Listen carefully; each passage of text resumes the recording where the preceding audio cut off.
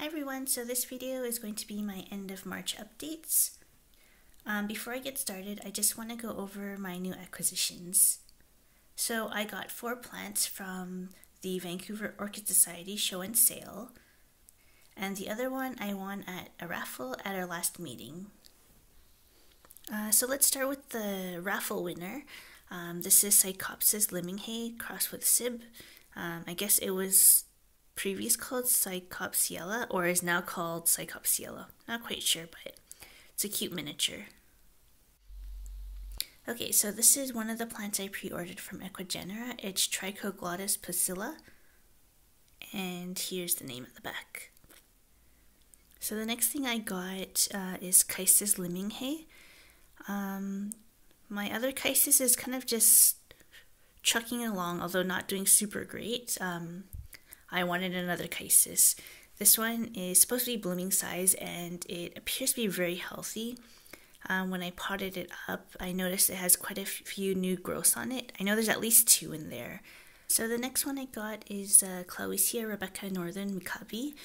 The reason why I purchased this one is because I have a Clowisia Grace done. They do look very similar, but I just have a feeling that maybe the other one might not do so well. It only has like 2 pseudobulbs. So I got this one just in case. The only thing is I'm a little disappointed that it broke into 2 parts when I potted it up. So I was hoping this is one mature plant with I think 4 or 5 growths. But it's 2 plants with about 2 growths each. I think actually this one has 3 growths. The good thing is that each side has a new growth starting, so that's good. Last but not least is my Ascocentrum miniatum. The reason why I purchased this plant is because the one I have currently, it only has 1 root and I'm going to have to wait a long time before I see it bloom. I actually saw this last year at last year's show, but I decided not to get it at that time because I figured, well, I'll just wait for mine to bloom. But to be honest, I really just don't want to wait that long. I already have quite a few seedlings of other plants, so I decided to get this one. I will end up giving the other one away, although I'm going to grow it out a little bit before I do that, so yeah.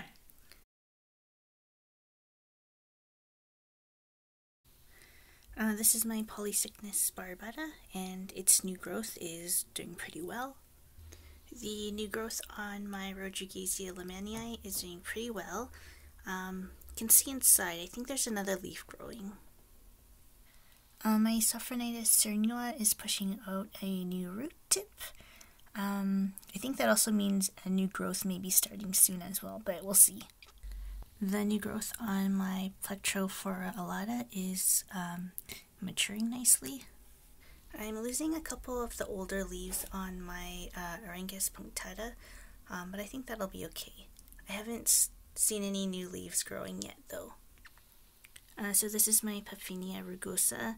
I think last time I said this one was a flower spike, but no, it's actually a new growth.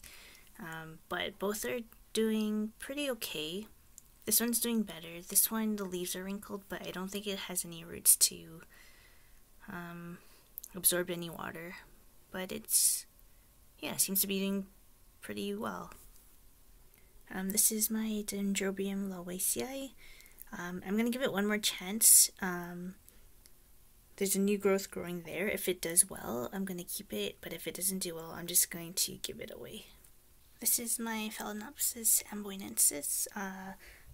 This new leaf is nice and shiny. I'm not sure if it's done growing yet or not, but it looks pretty okay. There's only 2 leaves on it now, which is not good, but I think it's on its way to getting better. This is my Stanhopea gibbosa, and its 3 growths are maturing, so that's good. This is my Coryanthes misasii, and this was the latest growth. It's not as tall as the other ones, but it's nice and fat, so that's good. I haven't seen any new growths yet on this guy. This is my Gongora giba, and the new growth is coming along. So this is my Pedangus dactyloceras, and there's a couple new things that are happening. You can see inside there is another fan that's about to start, and there appears to be something growing inside there. It might be a flower spike, but I'm not quite sure. I can't remember if I showed this last time, but my Masdevallia infracta has a new growth. To be honest, I'm not quite sure if semi-hydro is really good for these plants, but I'm just gonna see if this is gonna work with this particular one, and if not, then I'll transfer it to rockwool, but right now I think it's okay.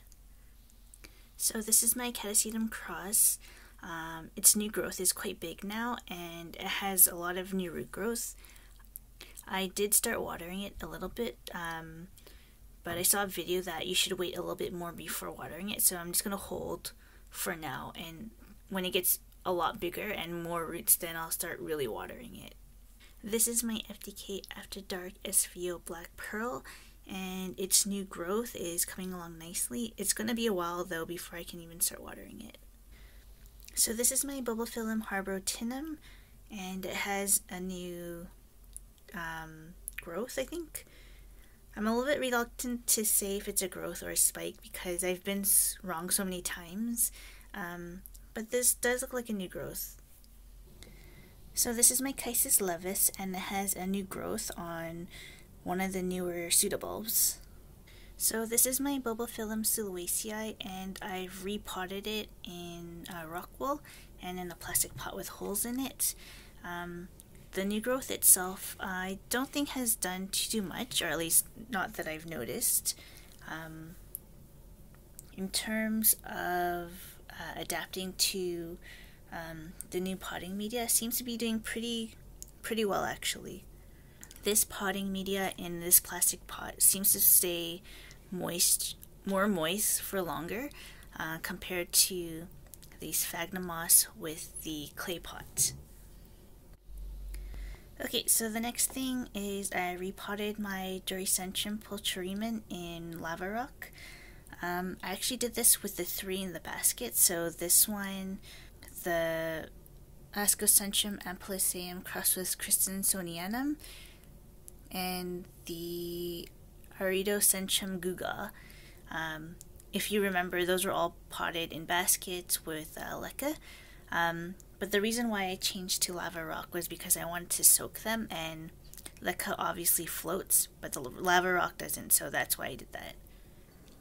So this is my Ionosidium popcorn haruri, and there's something growing between the leaf and that middle growth there.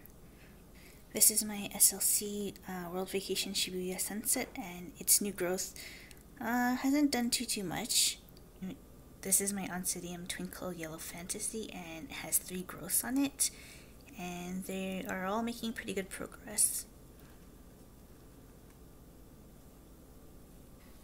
So this is my Brassivola cucullata red form, and this is the latest growth. This has made pretty good progress this past month, so that's great. So this is my Dendrobium Antonina cross, and this growth has done really well. I see a new eye starting there. I also think there might be something coming up from the top. It might be another leaf, it might be a flower spike, I'm not sure. It might actually be nothing as well, but we'll see. And in addition, there's a new growth right here. So overall, this plant is doing pretty well. So this is my RLC Durigan, and has a new growth starting. This is my RLC Little Toshi, and it has a sheath inside this new growth. I'm really hoping to get blooms out of this. If I can't bloom this year, I'm just going to give up and give this to someone else. This is my LC Supersonic Striking Lip. Its new growth is coming along pretty nicely. So another thing that's different is I repotted my Dendrobium cruentum into lava rock. The reason I did that was this plant is just not doing well. I think that maybe it just doesn't like semi-hydro, so I want to try something different where I would kind of dry it out a bit more. in between waterings. One issue in particular is that this cane is starting to get soft and turn yellow, and it has no available eyes at all. So I'm really concerned that this is not going to make it. I'm not sure if I showed this before, but this is what the leaves look like.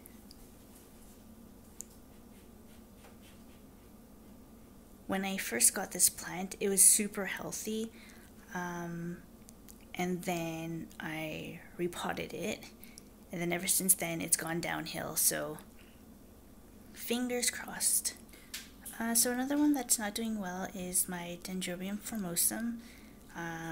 It literally has nothing going on with it. I had one pseudobulb on it that was starting to rot, so I removed that. But there's no available eyes, so at the moment there's no chance for any new growths. So what I did was I took off the keikis and potted them up separately. I know they're a bit small, but there were quite a bunch of new roots on it, although the roots weren't very long. I decided to pot them up, and hopefully they will do okay. So the buds on my Dendrobium scabrilingue are starting to open.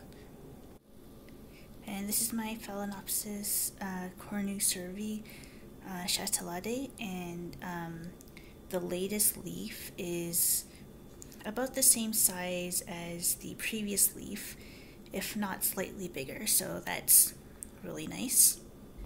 So my Tricoglottis albococcinum is still throwing out roots like mad. The latest growth on my Dendrobium christianum is doing pretty good. Pretty decent growth, I think. So my Galeotia fimbriata is doing really well, has a really nice root system. I do have an issue with mold in the pot, but that's going to be relatively easy to resolve. This is my Vanda cristata.